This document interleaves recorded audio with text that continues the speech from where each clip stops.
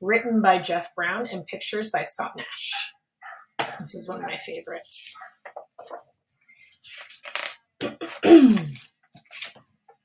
Hey, come and look, Arthur Lambchop called from the bedroom he shared with his brother Stanley. Mr. and Mrs. Lambchop cared greatly for politeness and correct speech. Hay is for horses, Arthur, not people, said Mrs. Lambchop.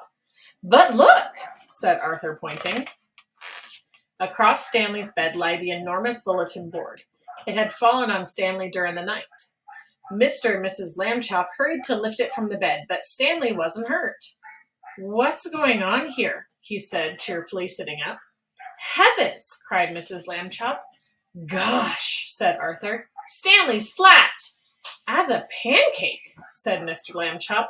Darndest thing I've ever seen. Mrs. Lambchop sighed and said, Let's all have breakfast. Then we'll hear what Dr. Dan has to say.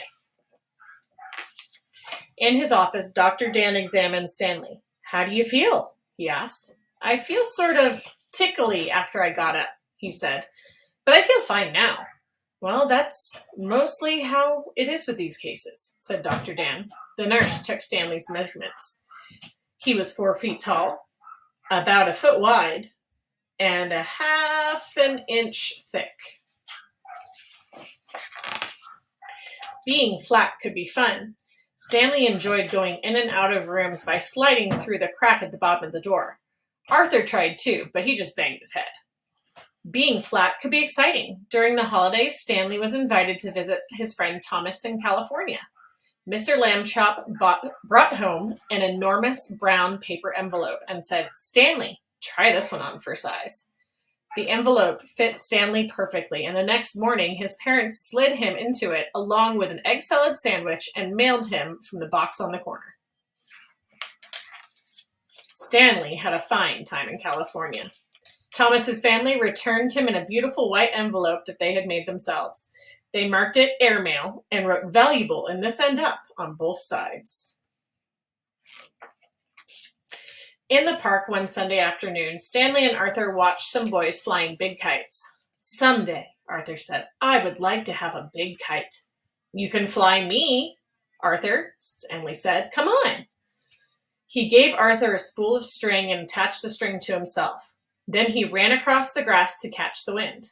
Up, up, up went Stanley. Arthur let out all the string, and Stanley soared high above the trees, and everyone stood still and watched. But Arthur got tired of running with the empty spool. Wedging it in the fork on a tree, he went off for a hot dog. He didn't notice that Stanley became tangled in the branches of the tree. Half an hour passed before Arthur heard Stanley's shouts and climbed up to set him free. Arthur apologized over and over again that evening, but Stanley was still cross. The next morning, Mr. Lambchop and Stanley met their neighbor, Mr. O.J. Dart, director of the famous Museum of Art. Mr. Dart looked worried.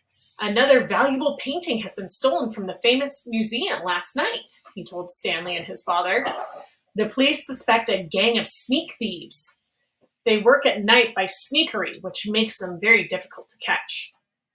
Stanley had an idea. He explained it to Mr. Dart. Excellent, said Mr. Dart. Dart, we'll try out your plan tonight. That evening, in the main hall of the museum, Mr. Dart showed Stanley the most expensive painting in the world. Next to it was an empty picture frame. And now, Stanley, said Mr. Dart, it's time for your disguise. Stanley showed Mr. Dart the disguise he had brought. This is a really good one. My cowboy hat and my red bandana? I'm sorry, Mr. Dart said, but we don't have any cowboy pictures here. You must wear the disguise I have chosen. Stanley could hardly speak when he saw Mr. Dart's disguise. I'll look like a girl, he protested. But Stanley was a good sport, and he put it on. In the main hall, Stanley climbed into the empty picture frame and stood very still. Very nice, said Mr. Dart, and went off to arrange the rest of their plan. Now Stanley was alone. The hall was very dark, but enough moonlight came through the windows for him to see the world's most expensive painting. Maybe the sneak thieves won't come, he thought. Then, A glow of a yellow light shone suddenly in the center of the hall. A trap door had opened in the floor. The sneak thieves carried lanterns and came out into the hall. The thieves took the world's most expensive painting off the wall. "This is it, Max," said the first thief, whose name was Luther. "In all of this great city, there's no one to suspect us." Then Luther saw Stanley in his frame. "I thought the sheep girls were supposed to smile, Max," he said. "This one looks scared." Stanley managed a tiny smile. "She is smiling." "Sort of," Max said. "And what a pretty little thing she is, too." That made Stanley furious. In his loudest voice, he shouted, "Police! Mr. Dart! The sneak thieves are here!" "Max," Luther whispered, "I think I heard the sheep girl yell." "Oh boy, yelling pictures! We both need a rest," Max whispered back. "You'll get a rest all right," shouted Mr. Dart, rushing in with lots of policemen. "You'll get arrested, that's what." The sneak thieves were quickly handcuffed and led away to jail. The next morning, Stanley Lambchop got a medal from the chief of police. The day after that, his picture was in all of the newspapers. For a while, Stanley was famous. People would point him out and whisper, "Over there, Agnes, Stanley Lambchop, the one who caught the museum robbers," and things like that. But then people began to make fun of him. "Hi, super skinny," they would call.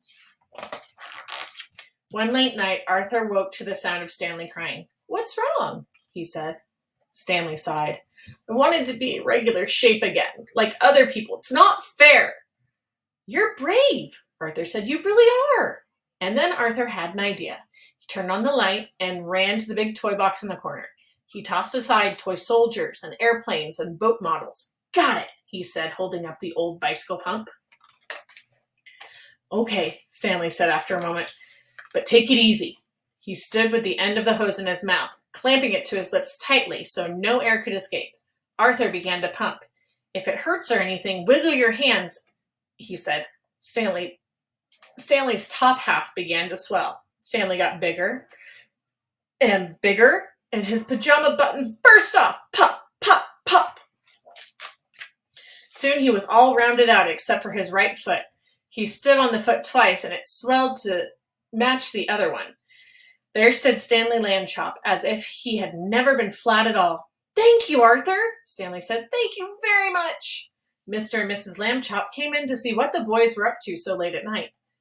"George," said Mrs. Lambchop, "Stanley's round again." "I'm the one who did it," Arthur said. "I blew him up." Mrs. Lambchop made hot chocolates to celebrate, and several toasts were drunk to Arthur for his cleverness. When the little party was over, Mr. and Mrs. Lambchop tucked the brothers back into bed and turned out the light. "Good night," they said. "Good night," said Stanley and Arthur. Very soon, all the Lambchops were asleep. And that's the end of Flat Stanley. Okay, your AR quiz number for this one is quiz number 112345. Okay, I hope you guys enjoyed it. I'll talk to you soon.